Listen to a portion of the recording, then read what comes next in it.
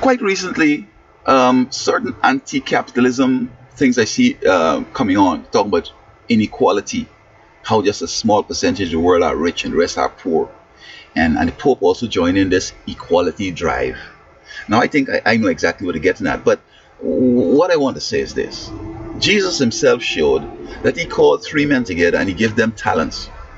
He gave one so much, the next one, this one, the next one, and one went to hit his. The other two went and invested theirs and got more. So the one who hid his, God said, you're wicked, and he took it from him and gave it to the others, or to the one who had the most. And so I use this imaginary thing. If we have a city here of 1 million people, and you give everybody $1 million, guess what's going to happen very quickly? There's some people who are going to earn all that money, and some are going to be back poor again. They ain't got not 1 cent. And some are going to be in the middle. You have the same strata again: upper class, middle class, low class. I mean, it's not bad. It's not a curse. I'm poor. I don't have nothing. And I don't necessarily want anything what the big shots have. Now, I have abilities and I have an education, and I think I should have a chance to do whatever I want to do and so on and move up. But right now, I'm just on Skid Row. I ain't got nothing, and I'm sweating it. I'm not going to upset because Bill Gates is one of the richest men in the world. No. I say that's his business. He got to take care of that. I don't have nothing, and I'm happy. I go to bed at night, even if I get big money too. I still think I'll be happy because I understand what the deal is. I'm just a manager. I'm just a steward. It doesn't belong to me. It's God's, and I'm here to manage it properly for Him, invest it correctly, and make sure that it grows and so forth. Now, what's happening, I think, with this equality drive that the Pope is talking about is this: the Bible says that you can't buy or sell except you have a mark. Now, the mark is established as 666. Now, the Pope and his people have been trying a long time ago to say that Babylon also gives you 666 and a whole bunch of other things that give you 666. But we were saying that the 666 is the Pope because his real name, the Vicar of Christ, Filii Dei, whatever. When you put the Roman numerals to that, it comes up to 666. And I mean, of course, these guys are not Christians. I mean, Constantine come to this great game, how he saw the cross and all this stuff, and he won the battle because of this and so on. But look, he brought in paganism. He just used it because simply the other emperors before him were antagonizing the Christians and the world, and instead of diminishing them by persecution, it increased. In other words, he started persecuting 1 million. And when he finished, there were 5 million. His next one come on persecuting, it went up to 25 million. Next one come on, went to 100 million. So when Constantine came on and he tried, I'm a Christian, I joined this thing. And he bring in paganism, worshiping the saints and all his games. You know what? Instead of 100 million and going up, no, it started coming back down. Because there was more persecution, it wasn't fun again. And Christianity had the privilege, the so-called Christianity, the privilege of the emperor, Constantine, being in the Christian fold, and so they felt great about that, and so they stopped the fervor they had. And I mean, a lot of them were just with persecution complex, though I'm sure that many more were Christians. As more come in, some going to be Christians, but the real Christians remain. All those with the fad, although Rome was scared about the fad, these weren't serious, so all of them dropped off, and he considered himself a success. So this is what the Pope and the Catholic Church is all about. And basically, the Bible says that you can't buy or sell except have this mark. No, you can have it either in your head or in your hand. People who just accept it and just go along with the deal and have it in the head. Now, it's not a mark you're going to see. And those who have it in the hands would be those who are sort of executing it. You can't buy or you kill you, this and that. Okay? I've done this several times. You brace your back against the wall and people pass in front of you, watch them. A lot of them, you see them fighting with themselves. They're unhappy, they're twisting the face, they're going on. And then you see some others come in relaxed and just happy, confidently going on the road with a smile, and they're looking up, and the person, the head up and shoulders back, and they're walking confidently going on the road. I mean, you don't judge, but I'm assuming that those who looking, the face looking ugly like the devil and so on, they're Satanists. They're having problems with the devil beating them up.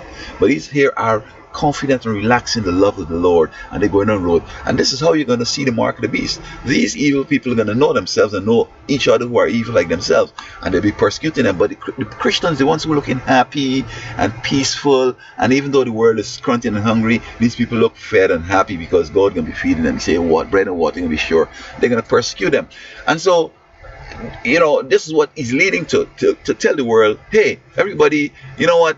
Um, it don't make sense if you have big money, you have little money. I'm gonna give you this mark, and this is equality. All of us could just have, a ration card. In other words, instead of the big shots being able to buy up all the potatoes, I'm gonna give everybody one each. So you have this card or whatever, or you just come on, and we're gonna know if you're evil, and we can give you equal stuff. So I think that's what he's really getting to, because I mean, with the war in looming war with Russia and the Ukraine. I mean, I think they're the ones behind it. They got Europe to invite the Ukraine to join with them and want to join Europe, and the rest want to stay with Russia and all that. They know they should have known, or they know it's gonna cause a problem. Now Russia going into the Crimea and he might take over the whole of Ukraine. I don't care. That's their business. All right. I don't own capitalism. I don't own freedom. And if that's what they're fighting for, God bless you. I ain't got no money to put out in it. I ain't got no bloodshed. I ain't with that. I just watching to see how it's gonna go down. But I think that the enemy, Satan, is behind this because he wants to get the world bankrupt. As soon as they start getting at each other and getting rhetoric with the rhetorics and so on, and talking bad, the economies of the world starting slipping. Can you imagine if they position the ships and start, flying missions or whatever and so forth, and getting busy and getting ready, they're punching yet, but they're just moving around the ring. What happened? The world economy going to collapse. And this is what the Antichrist wants, because when it collapses, me and everybody going to say, hey, this is the man. The people that you have positioned going to say, this is the man. Let's get the Pope in the driving seat because he's so holy, he's going to get things done. But the Bible says that when people think that it's going to be cool and peace and safety, it's going to be sudden destruction. All right? So all this talk about equality, I mean, God shows it, man. And I mean, we look at it here. You give people enough money to take care for the month. I mean, they could live on it, all right? Let me say they could live on it. They go on and for the first couple of days, they smoke it up. And then they're the street corner begging. I see every time you come off the highway, people showing me, I want to eat. I'm hungry. But just a block away from where he is, there's food, there's breakfast, there's lunch over there, and there's supper over here. But he just playing this game. I'm hungry. Oh yeah. And then you can say, okay, here's $1. And then the boss said, man, I make $50 an hour, bro. I was out there for 3 hours. I make 150. And what he does when you leave there with this lie and all this guilt trip he's gonna get because of his out activity, you're gonna smoke it up. So again, if you give everybody in this country $1 billion each, eventually at the end of the day, in a certain time, some people are going to lose, some people are going to die because they don't have enough money to smoke, and they're going to smoke themselves to death. Some people are going to buy a fancy car and they're going to speed and die. A lot of them end up dead. But the others going to spend it up. They buy a helicopter, they buy a ship, they're going on this and that, they're having party on ending, they're having all this, buying all this stuff, throwing away a whole bunch of stuff because they're just buying up things in bundle and got big fridges in the house and whatever. They're going to end up broke. And then they'll come back to the rich ones and they say, man, you take all the money I have. I need you to give me back some or else I can kill you. This is ridiculous. And I can't see why a capitalist nation going to be talking like that. And I mean, I guess the majority thinking like that, and you have to play the game with them. But you need to tell people, look, bro, these guys invest the money. I mean, a lot of folks stole them. Some white folks stole people land and stole this and got rich and whatever. I don't know which one did. I suspect that they worked hard and get it. Okay. I mean, ExxonMobil, them people up, Rockefeller and them, they corner the market, they make money. I'm not gonna envy this, brother, because Jesus says that in the last days, okay, people gonna be throwing money out in the streets. Those who got it for ill gain, robbery, all this kind of stuff they do to get this money, they're gonna throw it out in the street because it's gonna be of no value. But hopefully, all the money I would have had, I would have put it to use before that time comes. Say, I would have given playgrounds over there, money for students over there, health care over there, education over, free education over there, school lunch over there. I'd have given out all the money and make sure the money, going to good use. So I don't have to say, oh, we call this money, I'm going to throw it in the street now. No. Money is just, as I see, it's just a game. I go there, I do a thing, I get a lot of it. And I mean, some of these folks say, giving them is just wasting time, because as soon as you turn back, they're going to smoke it up, right? But there are people who could use it. This young lady, she has these babies, she isn't doing drugs, she's poor, her husband, they put him in jail or whatever, or he was trying to make some money in drugs, whatever.